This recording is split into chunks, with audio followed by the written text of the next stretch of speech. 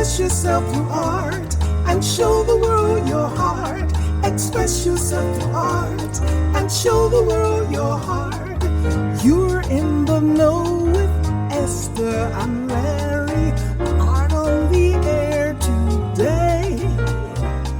Stay in the know with Larry and Esther. Art on the air our way. Express yourself through art and show the world your heart. Express yourself through art and show the world your heart. Express yourself through art. And welcome. You're listening to Art on the Air on WVLP 103.1 FM and on Lakeshore Public Radio 89.1 FM. This is our weekly program covering arts and arts events in Valparaiso and throughout Northwest Indiana. I'm Larry Brechner of New Perspectives Photography, right alongside here with Ester Golden of The Nest in Michigan City. Aloha, everyone. We're your hosts for Art on the Air. Our theme music you heard is by Billy Foster with a vocal by Renee Foster. Underwriters for Art on the Air are Valparaiso University's Brower Museum, regional art patron Mary Levan, and our landlord Walt Breidinger of Paragon Investments. If you'd like to find out more about leasing space in this historic building, please give Walt a call, 219-462-5821. I'd like to thank them for their generous support. Thanks to Greg Kovach, WVLP's station manager. Art on the Air is supported by an Indiana Arts Commission Arts Project grant through South Shore Arts and is part of the National Endowment for the Arts. If you're interested in being a guest or sending us information about your arts-related event or exhibit, please email us at artontheair.wvlp@gmail.com. That's artontheair.wvlp@gmail.com. Our program, along with all of our programs, are streaming live at wvlp.org. Art on the Air is rebroadcast on Monday at 5 p.m. Our entire show archive can be heard at our website, brech.com/AOTA. That's Brech, BRECH.com/AOTA. And normally we have our detailed arts events calendar there too. However, during this COVID-19 situation, we're not putting a calendar up. Our shows are carried by Lakeshore Public Radio, 89.1 FM every Sunday at 7 p.m., and you can hear them at lakeshorepublicradio.org. And make sure to like us on our Facebook page, Art on the Air, WVLP. Art on the Air is always looking for financial support. We'd like to thank our current supporters. If you're looking to support Art on the Air and, of course, the WVLP station, we'd be happy to become part of the WVLP family anytime. Esther and I especially would invite you to become an underwriter of this program in particular. We have information on our website at brech.com/AOTA. You can find out support information there, or at wvlp.org/support. We have underwriter levels at various levels. You can support us. We'll mention you during our show and throughout the WVLP broadcast day. You know, we encourage you to become part of a supporter because we are supported by our listeners. So don't just be a WVLP and Art on the Air listener. Become a supporter or underwriter in whatever amount you're able to do so we continue to bring you this great content and this great local programming. And like I say every week, don't give till it hurts. Give till it feels good. And you'll feel so good about supporting Art on the Air and the whole WVLP family. Join the WVLP family today. And welcome to Art in the Air. Today we have painter, teacher, and musician David Criner. He does a lot of abstract, large pieces, revisiting themes as a student all the way to present. He likes to celebrate and lean into the existence of consciousness amidst stardust and rubble. And so welcome to the show, David. Aloha, David. Thank you, Larry. Well, tell us. Thank you, guys. Well, thank you for being on the show. Tell us a little bit about your background, like where you grew up, where you went to school, all your different schooling and everything. Well, I grew up primarily in the Midwest, and I ended up studying art eventually, although that's not how I started out. But eventually I ended up becoming a painting major at the University of Illinois in Champaign-Urbana. And then I went on to the University of Kansas to get a master's in fine art. So where did you start out? You said you didn't start out with art. Where were you headed? Well, it's kind of a long story. I mean, I always made art. I mean, since I was as young as I can remember, I made art and got a complete thrill and charge out of doing it.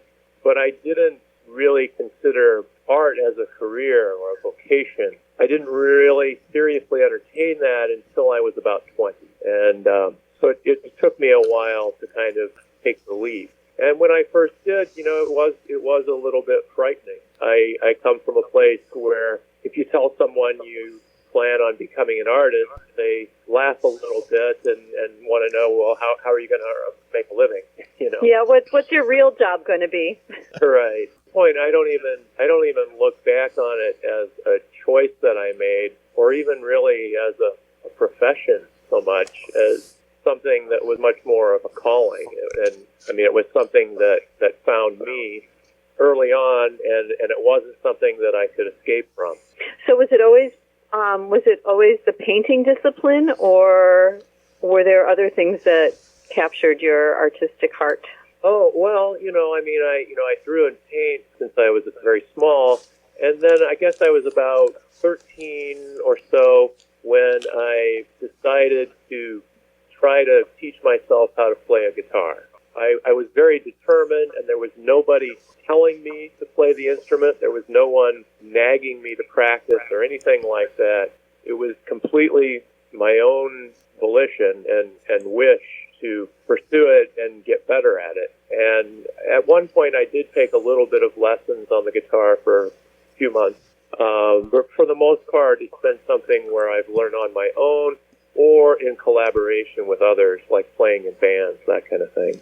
Wow, that's wonderful. What kind of music did you play when you first started out? Well, when I first started out, I wanted to emulate Jimmy Page of Led Zeppelin and started studying his music through songbooks. I think early on I had a pretty good ear.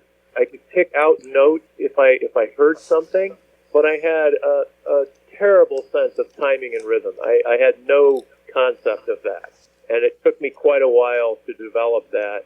It really I didn't get that sense of timing and rhythm until I started playing in bands in high school. And one of the bands that I played in the longest, I guess, we were called the Primitives, and the music that we played was all covers, but it was new wave rock and roll music, mostly from the 80s, maybe late 70s, that kind of thing. So I wasn't writing music really until about 2004 or so, when I found myself with another group that I was playing with called Forbidden Planet. You have albums, correct? Yeah, Forbidden Planet was the name of our band in the earlier 2000s, and we put together an album in 2007 that was called Action Suspense. Okay. And I know one of the cuts from that says Touch of Evil. Yes, that's right. Band play mostly in the Chicago area, or did you? Yes, so where did, entirely so. Yeah, we would play out at a few clubs and that kind of thing. Yeah. Do you still play live? Certainly, yeah, but I no longer play with a band.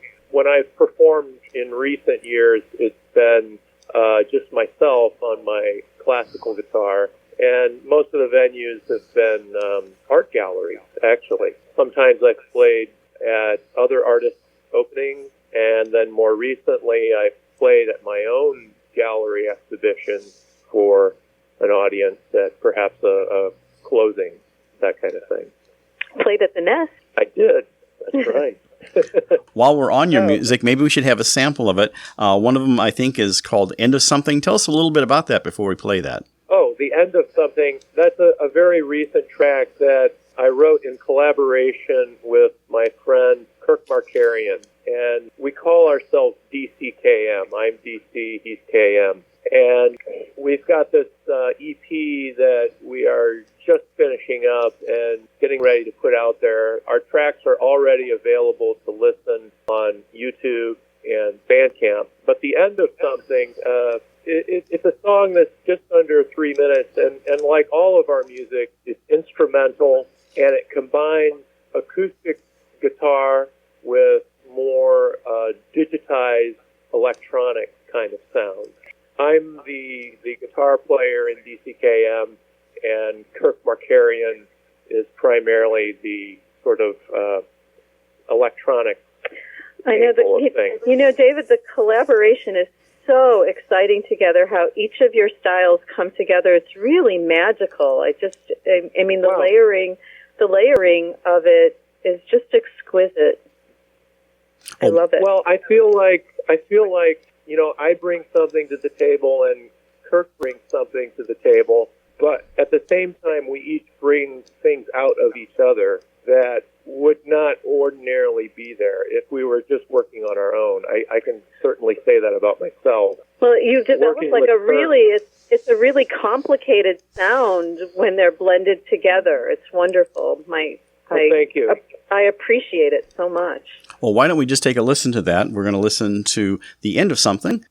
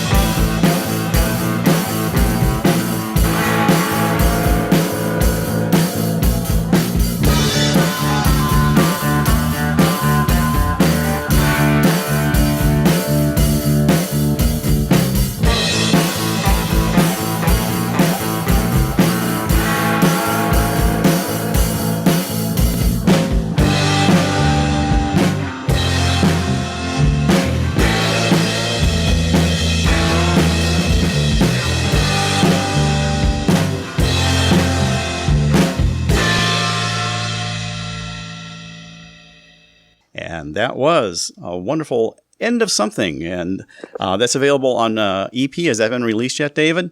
It hasn't been officially released, but you can preview it on YouTube. And actually, it is available for purchase via Bandcamp, so you can find it there too. Okay, very good. I noticed you had some interesting graphics that went along with it on the YouTube channel. Oh yeah. So Kirk, my partner here, he and I developed the video for it, and the way it worked is Kirk asked me if he could use one of my paintings, and I said, okay, sure, take whatever you like. And so he selected one of my larger recent paintings, and then he manipulated it digitally and gave it this sort of pulsing kind of sensation. And how do they find you on YouTube? You can go to DCKM. Okay, very good. You can find that, and you can see you have several works up there, music on YouTube. Yeah, under DCKM, we have 5 tracks that are up there at this point.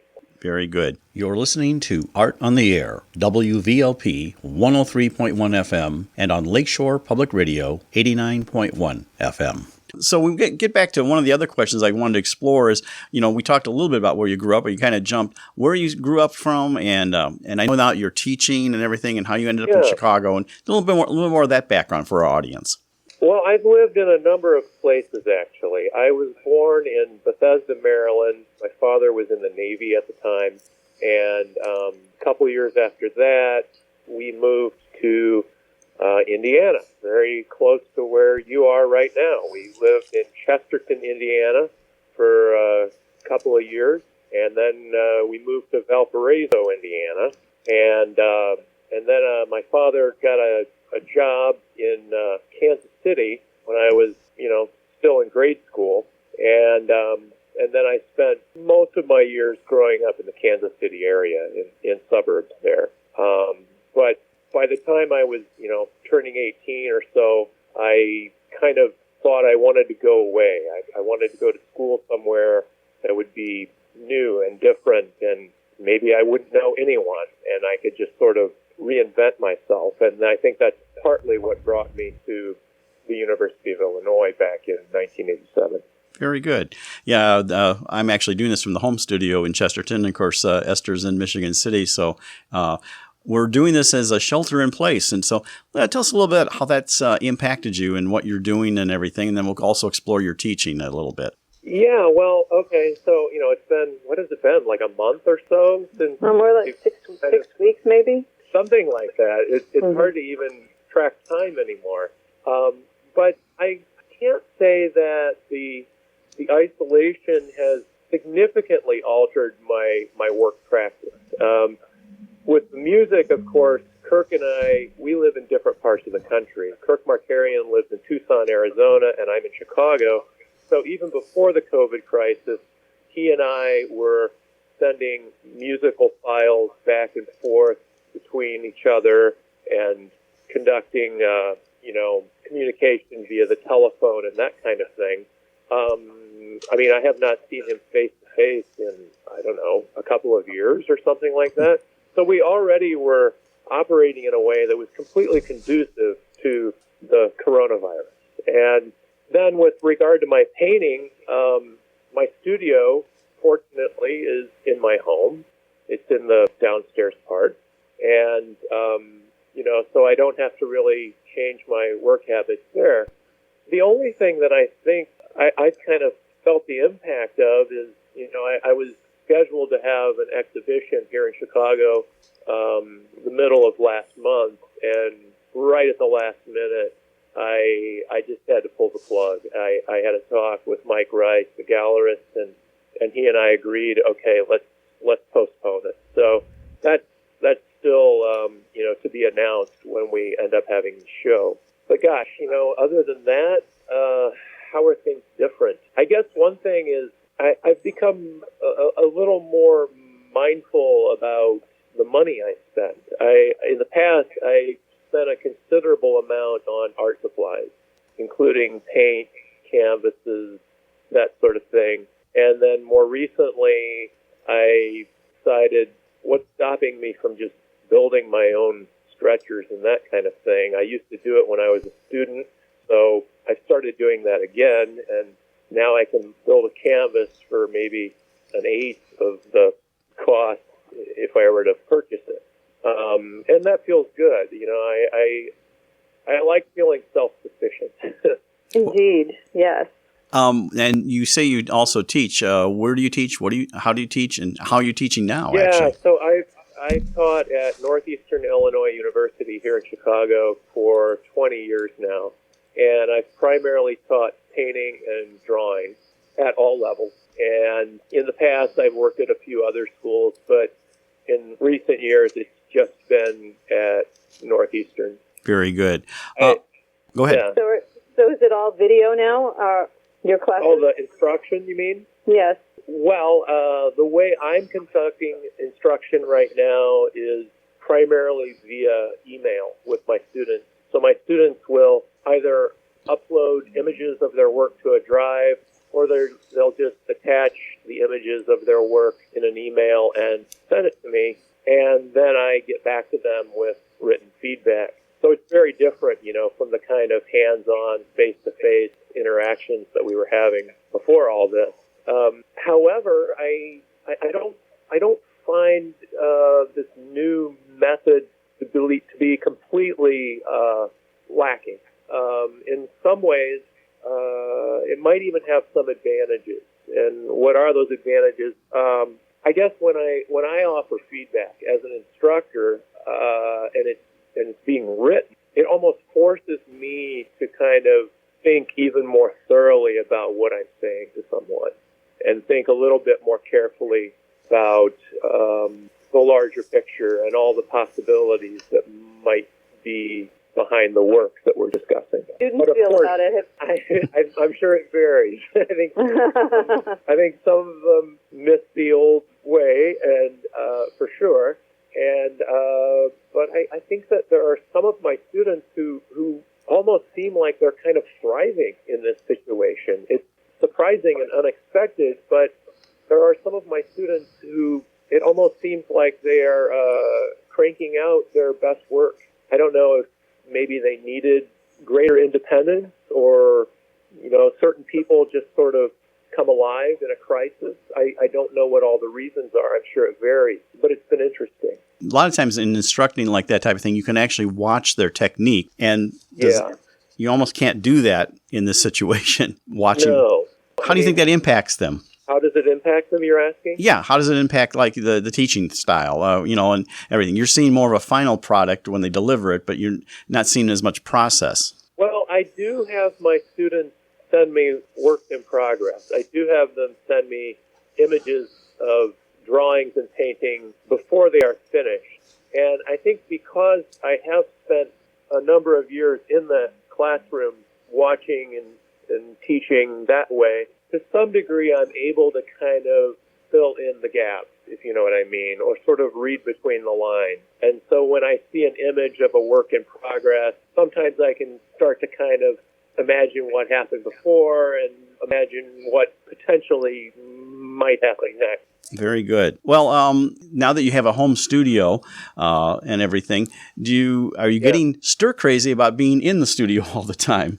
Oh, not at all. No, I mean, I'm not really spending any more time in my studio than I would have been earlier. I get down there just as often, or about the same. I haven't really been that stir crazy. There have been some moments probably, but by and large, kind of strange. I almost feel like I'm acclimating to all this. Well, I'd like to get back to your music because we're getting close to the end here. And one of the other songs that you wanted to share with us was The How and the When. Tell us a little bit about that. Yeah, that was the first song that Kirk Markarian and I completed when we first started collaborating around the first of the year, around the beginning of January. And the way that we developed the song, well, Kirk asked me, he said, I saw you performing this guitar number on social media, and I like it. How would you feel if you sent me a recording and I chopped it up and dissected it and reconfigured it in a way that makes sense to me? And I said, sure, go for it. And so that's exactly what he did. He took a song that I had written, a couple of years ago, and he completely rehashed it in his own way, sent the file back, and said, well, now can you riff over that? Can you play your guitar on top of this in some way? And I listened to his recording probably a dozen times, scratching my head and sitting there with my guitar trying to come up with something and feeling like I was just spinning my wheels. But eventually something came to me and something started to kind of click. I was able to kind of build a rhythm on top of what he had created. What he had created sounded almost chaotic to me and without structure. So I had to kind of come in and provide the structure, which is often not the way that musicians work. I think more often than not, the structure comes first, the rhythm section, and then the details find their way in later. So we've worked in some unusual ways. But even after I riffed over what he did, I sent it back to him, and then he riffed over that. We often go back and forth a number of times before we really complete something. And there's some editing that goes in there too. Some of the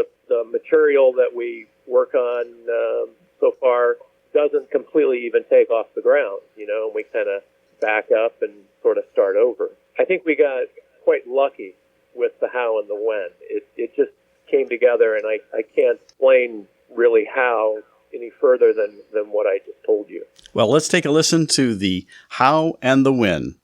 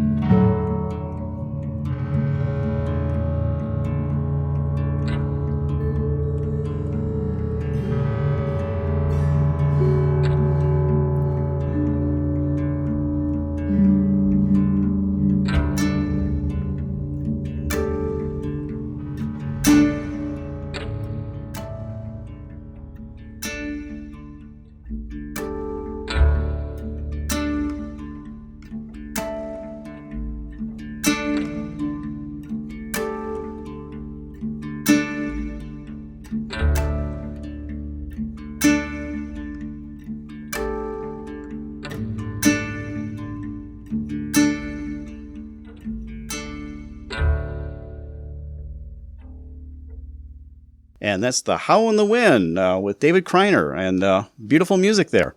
I know we should encourage everybody to go to the YouTube because the visuals are really beautiful with all of them. Thank you, Esther. We have just about a minute or so. If you could wrap up a little bit about, we didn't really touch on your artistic style as much, but maybe give us a quick summary of that. Well, if I were to talk about either the music that I create or the paintings, ultimately I see them both as a way of celebrating the fact that I'm alive, that I'm conscious, that there's a spirit that seems to move as part of me.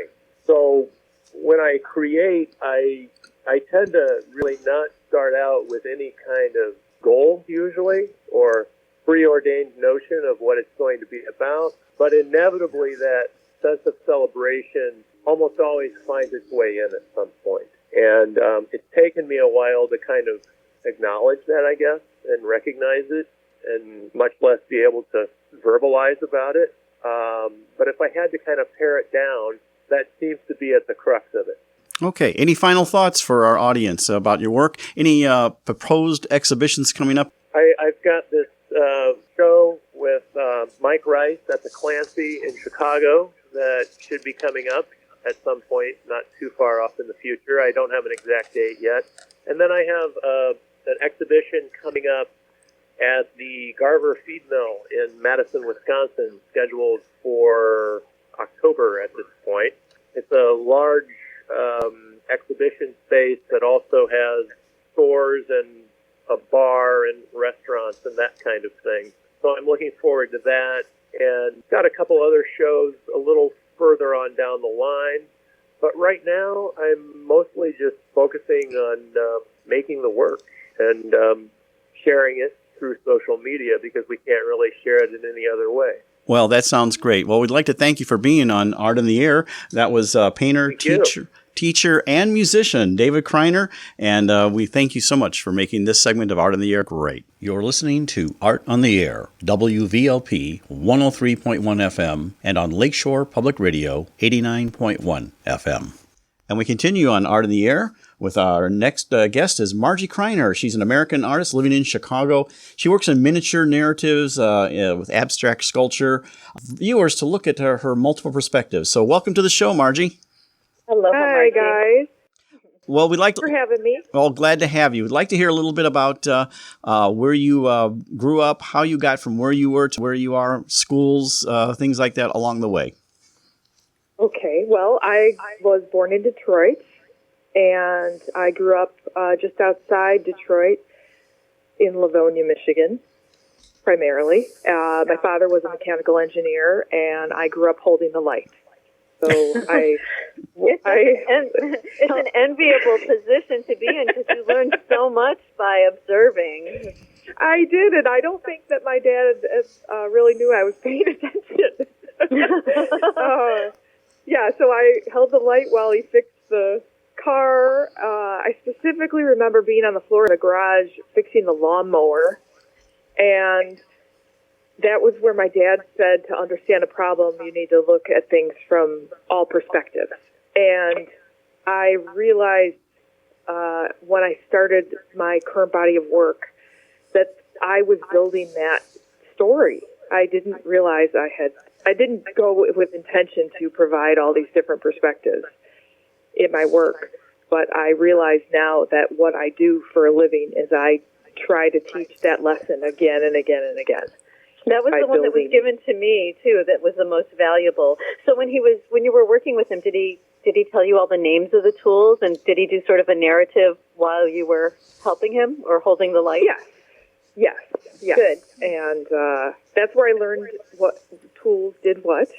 And I watched him in the wood shop growing up. He did a lot of build out in our house, and he was a good teacher. He was a very patient man.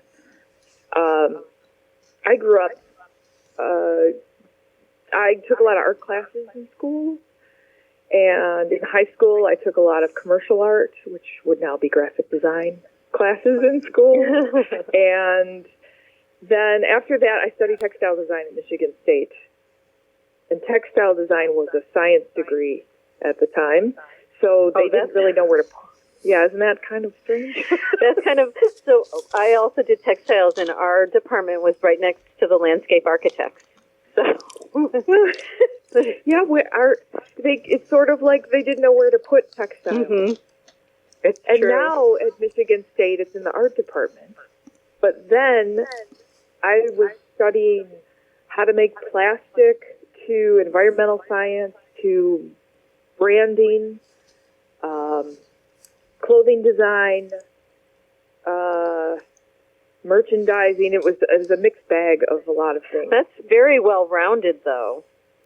It is, but at the time I didn't understand why I had to take classes.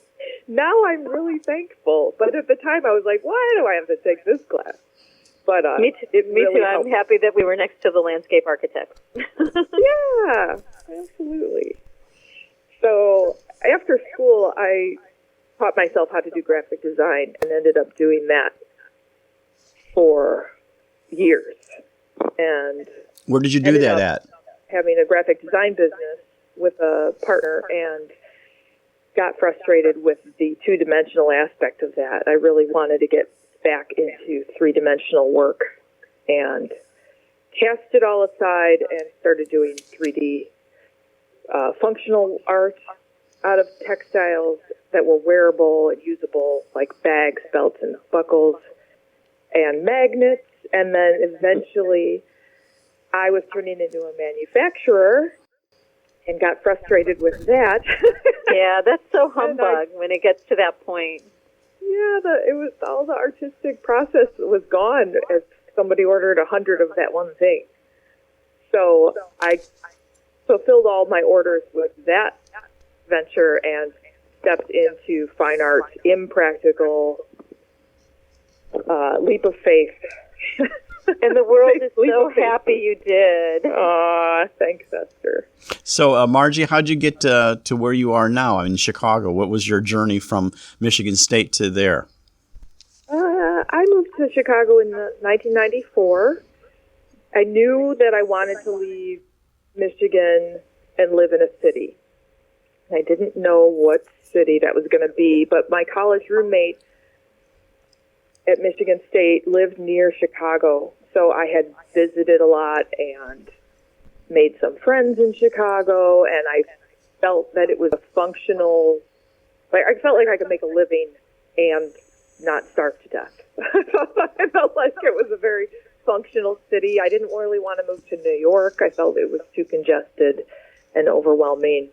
I felt like Chicago had a Midwestern quality to it and was close enough that I could get home if I needed to get home to Michigan, see family. It's big and little at the same time. It's really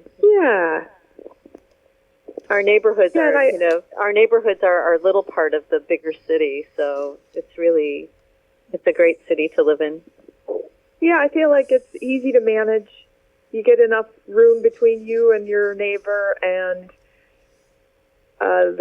you can have a reasonable quality of life.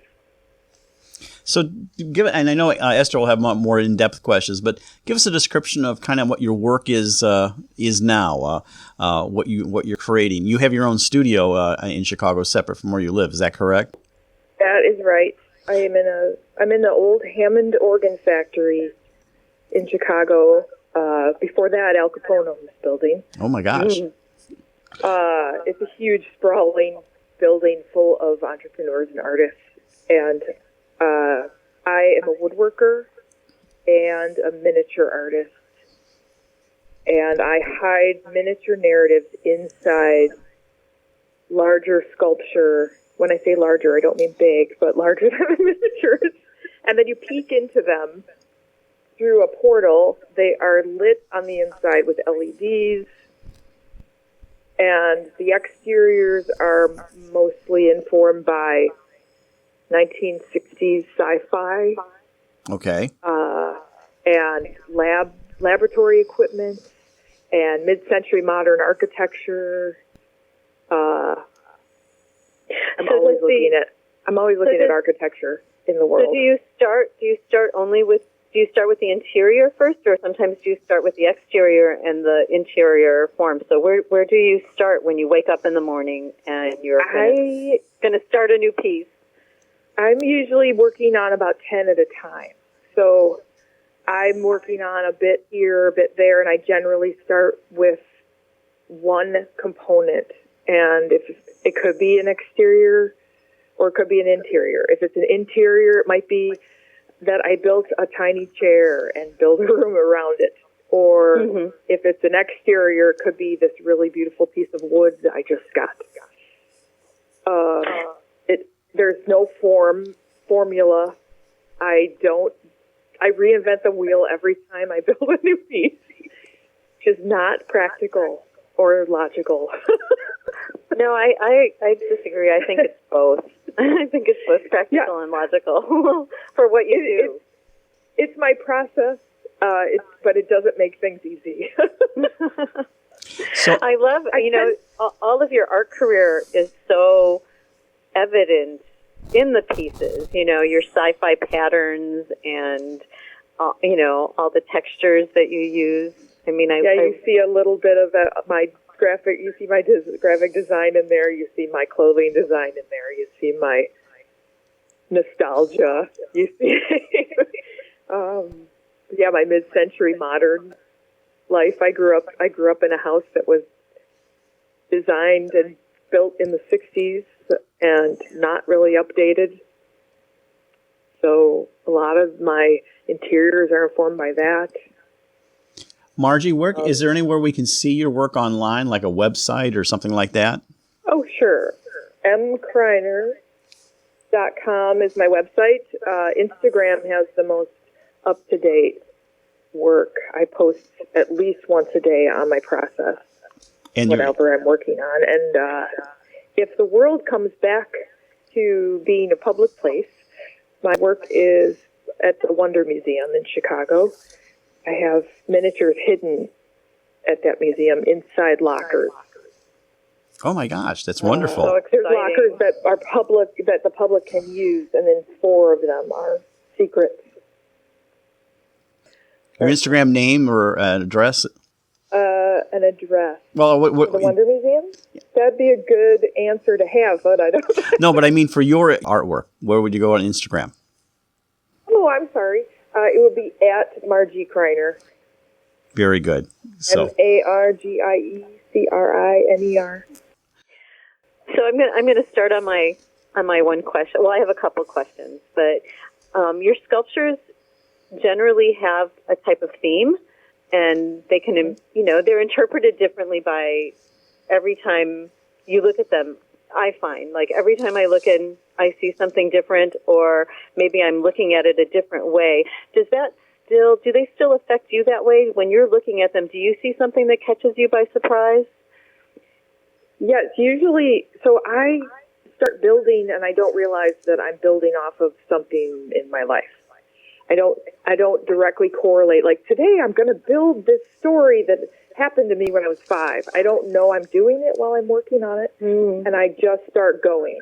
At the same time, I want to leave the story open enough that somebody can then insert their own story. So I want to activate someone else's memory to their own life when they look in my work. So, and actually, that's like one of my second questions, because your work allows everyone's natural curiosity to kind of be challenged. And so, what have you overheard as someone was viewing your work that maybe didn't know that you were there? Like, have you overheard any kind of yes, comment? I've heard. Can you share any of them? Sure. People have said, this one surprised me because I knew that I was putting myself in the work, and I knew I was trying to leave room for someone else to put themselves in the work, but I didn't realize the viewer would not feel like a voyeur. I thought the viewer would feel like an outsider. And everyone again and again tells me that they're in it. They're inside it, which is very so humbling to me. Yeah. Yeah, they're like, that's me. And I just didn't know that was gonna be the case every time. I really thought someone would peek inside and feel like they're viewing from the outside. Right. Well, I know when you had the exhibit at the gallery, I can say that there was like a similar thing. Like, some people, I mean, everybody connects with each one differently, but when they connect with a piece, it is a personal thing. Yeah, that happens. Mm-hmm. Yeah, there's an emotional component rather than I'm not a hyper-realistic builder.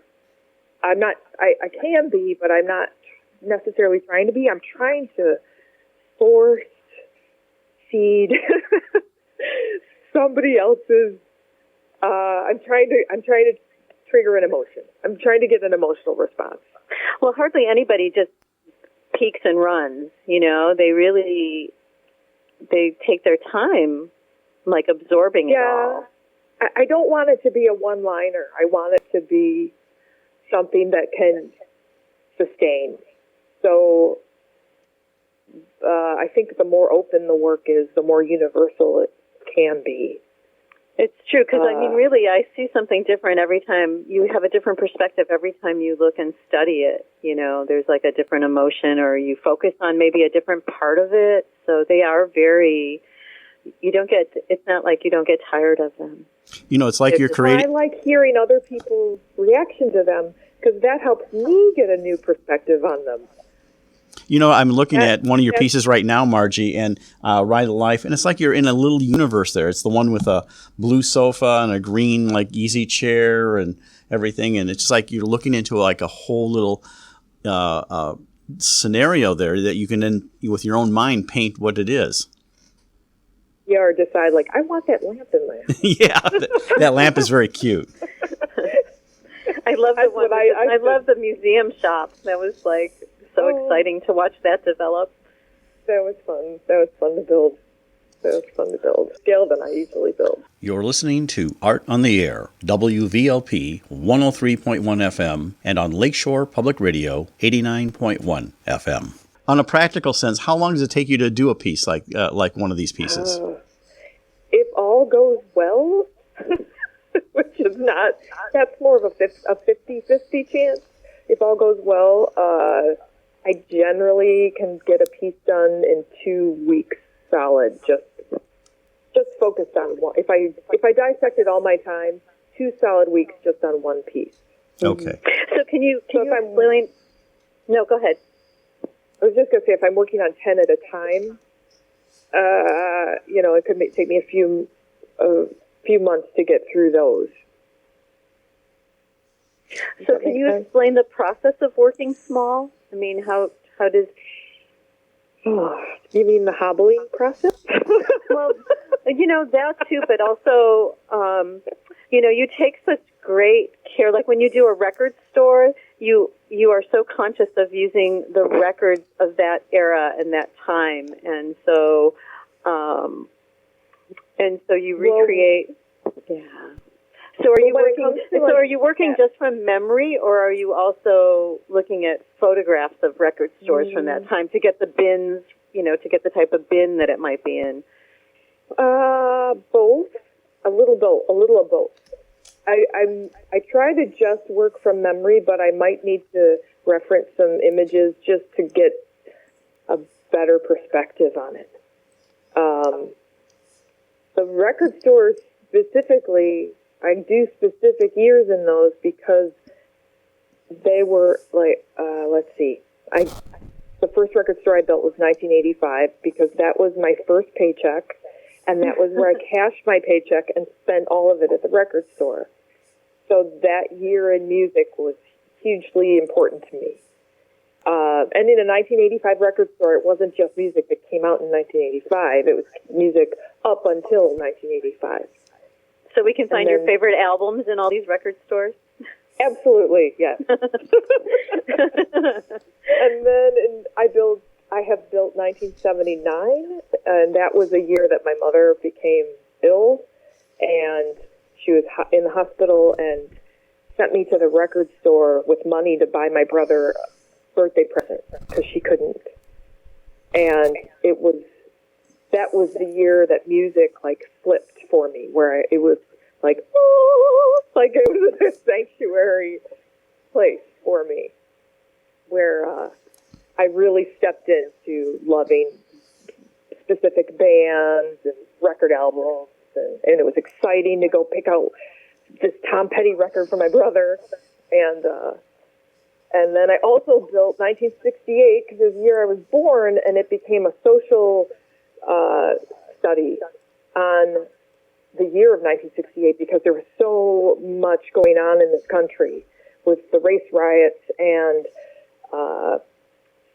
the Apollo and assassinations and assassinating Martin Luther King and Kennedy, Robert Kennedy, and no one was getting along. There was so much dissent happening, and in a record store, there was no problem. Marvin Gaye's sitting next to the Johnny Cash record. Everybody's coexisting, and all that music still holds up. In 1968, the music was alive, and it's still they're still my favorite record. Margie, how's the COVID-19 affecting your life and everything like that? Sheltering in place, even though you do have a studio to work in, you can do that. How else is it affecting you, both in general in your business and also personally? Business goes on. I've always have a lot of work a lot of deadlines and a lot of work to do. I'm also converting my showroom into the itty bitty mini mart, and that will be shoppable miniatures that my studio mates and I are making.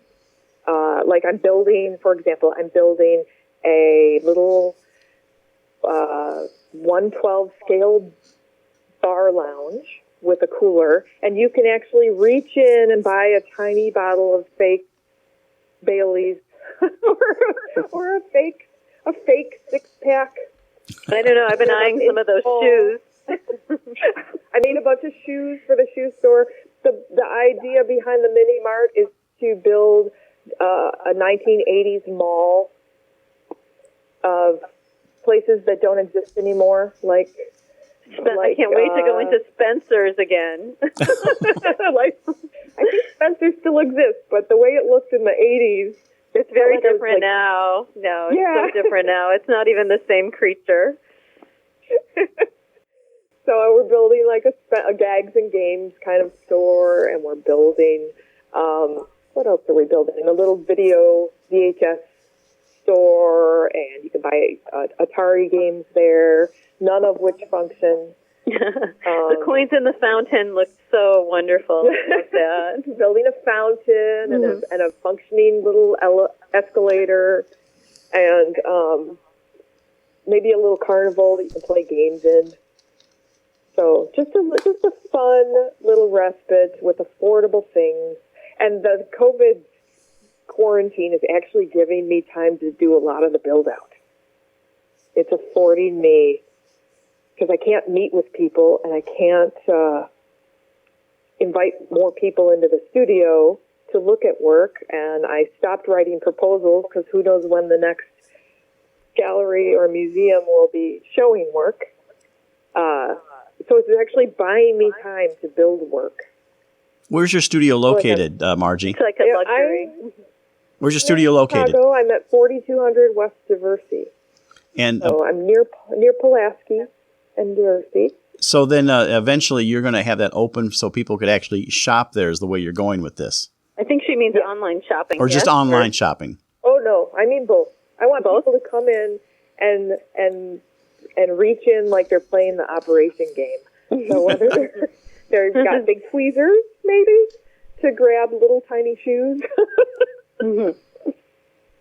Yeah, no, I mean a physical shop, and also I'll have some things online. Anything you're looking forward to once COVID-19 is done? I look forward to people coming in and giggling at the miniatures. I want to just bring a smile somewhere in there under that mask. It's been hard for so many people. I'd like to add a little levity to the situation. So do you still paint, or has the I've only been painting small, like really small. I haven't been doing larger work. But I am going to make some tiny little paint by numbers for the tiny little art.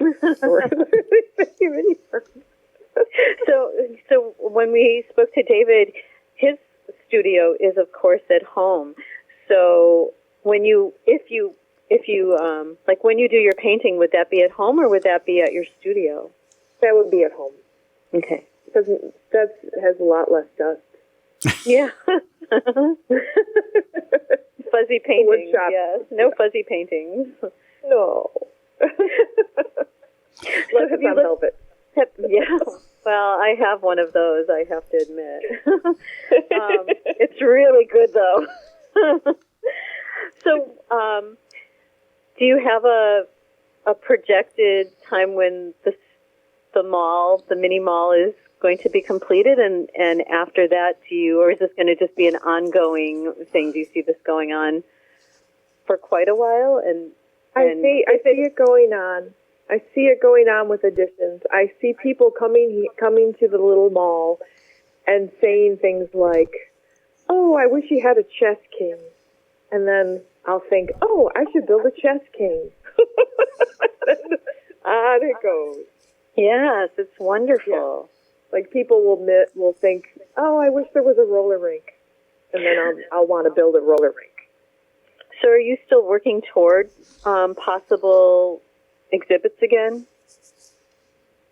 I mean, had you started a body of work that was for a show that was in the future? Yes. Yes. Yeah. I had a show that got canceled at the American Greeting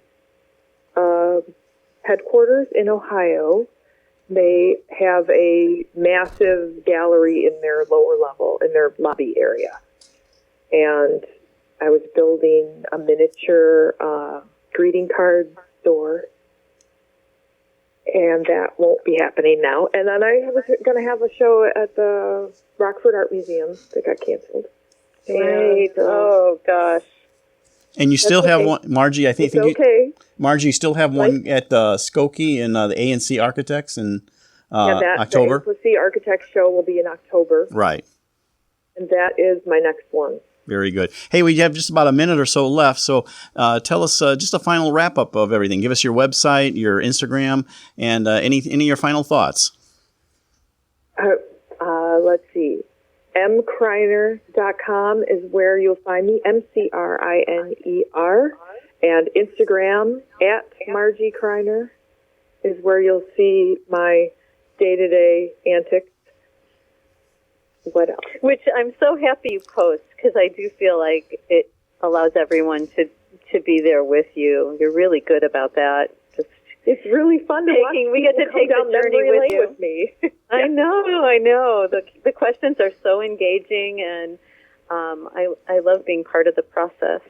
Margie, thank you so much for being on Art of the Air. We really appreciate having the chance to chat with you. Good luck during this time. That was Margie Criner, American artist living in Chicago. She works in miniatures and very creative. Thanks for being on Art on the Air. Thank you. I adore both of you so much. Thank you for this. Thanks for having me.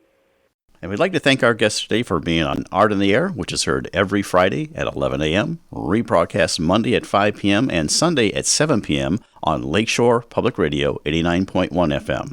Your hosts are Larry Brechner and Ester Golden. Thanks again to Greg Kovach, WVLP's station manager. Underwriters for Art in the Air are Valparaiso University's Brower Museum and Walt Breininger of Paragon Investments. Also, Mary Levan is our art patron supporter. Art in the Air is supported by the Indiana Arts Commission Arts Project Grant and the National Endowment for the Arts. If you're interested in being a guest or send us information about your arts-related event, exhibit, please email us at artontheair@wvlp@gmail.com. That's artontheair@wvlp@gmail.com. See you right here next week, 103.1 FM and 89.1 FM, Art on the Air. Aloha, everyone. Have a splendid week. Express yourself through art and show the world your heart. Express yourself through art and show the world your heart. You're in the know with Esther and Larry. Art on the air today. Stay in the know with Larry and Esther. Art on the air our way. Express yourself through art and show the world your heart. Express yourself through art and show the world your heart. Express yourself through art and show the world your heart. Express yourself through art and show the world your heart.